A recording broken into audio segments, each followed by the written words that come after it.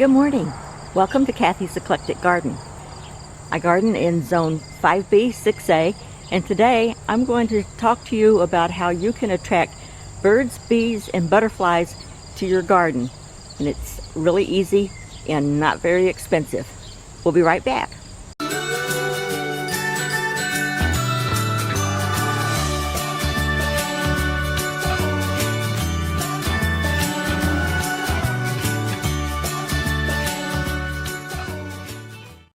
This is my Pocket Prairie Garden.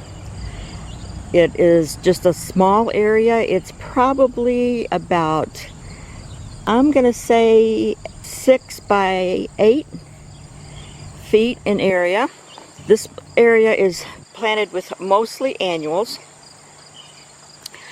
And it's called the Pocket Prairie Garden because it's just a little small area that you can plant in your yard.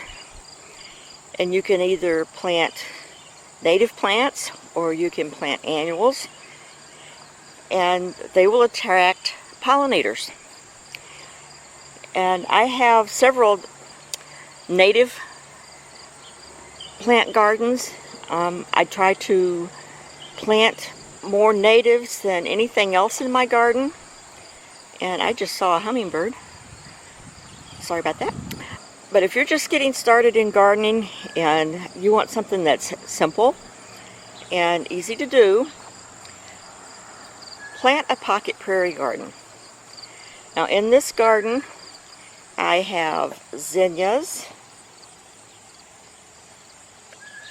and these are some of my zinnias.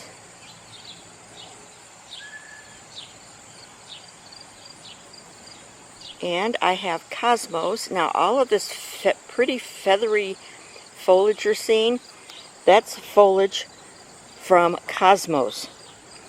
And I like their foliage almost as much as their flowers. But here's a cosmos flower.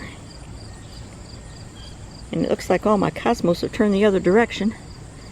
And there's one right there, and there's actually a bee on that one.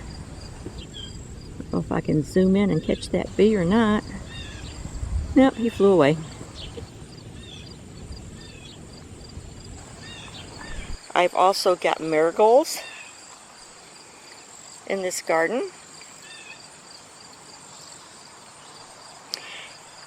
And I do have, these didn't bloom yet this year, or they won't bloom this year. These are perennials. And this is blue flax, blue and breezy flax it's called. And I got that from Botanical Interests. And that blooms early in the spring, so that's one of the spring bloomers. This is the west side of my garden. And here on the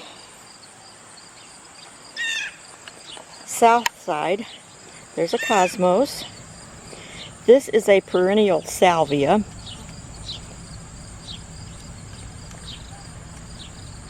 It doesn't have too many blooms right now. It's all bloomed out. And there's more marigolds. Then more cosmos. And more zinnias. Now let me tell you how I plant this. This area was grass. So last fall, or fall before last, I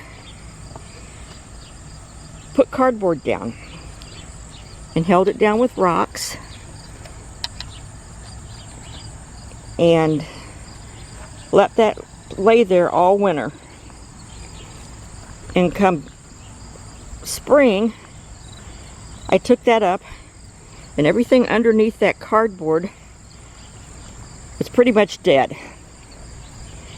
And I've got a little rototiller. You could just use a spade or a hoe.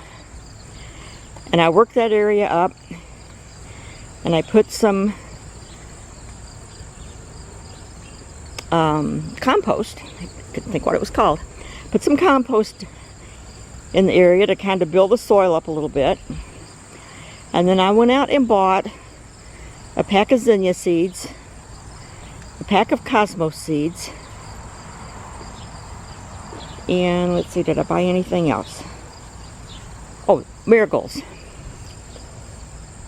And then I came out and I just scattered the seeds all over this area.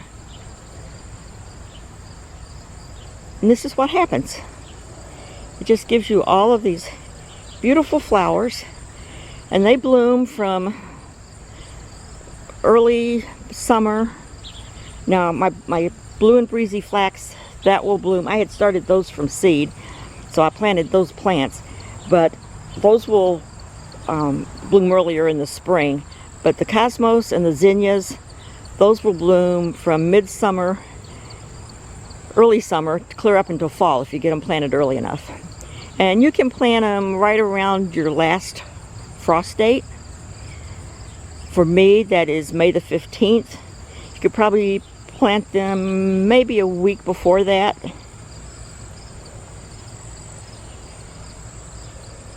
Now you can buy, you'll see in the stores, packets for wildflowers, or they'll say pollinator plants or wildflowers. And I would not advise buying those. I did that in another area a few years ago, and I had more weeds than I did plants. So you're gonna get weed seeds in those. But if you buy just pick out the plants that you want and plant those. You could plant sunflowers in your prairie garden. You could plant coreopsis, or tick seed, I think it's called. Let me think of some others. You could plant purple coneflower. And some of these are perennials, and they'll just come back every year. The coneflowers and the tick seed are perennials. I can't think off the top of my head what else you could put in. But you could do some, if you're a computer person, you could go online and just type in wildflowers. Black-eyed Susans, that's another one. Black-eyed Susans and daisies are another plant that you could plant. And this can be any size. You could do a 20 by 20 area. You could do a 3 by 4 area. It can be any size you've got room for. But these plants will bring in the pollinators. You will get bumblebees, native bees, hummingbirds, butterflies. I walked out this morning, and before I hardly got into my garden good, I had seen 3 different butterflies and a hummingbird. So that's really exciting to come out and see that type of wildlife. So if you want to get birds, bees, and butterflies in your garden, plant a Pocket Prairie Garden. Thank you for watching my video. I hope you enjoyed it. Join us again for the next one. Bye.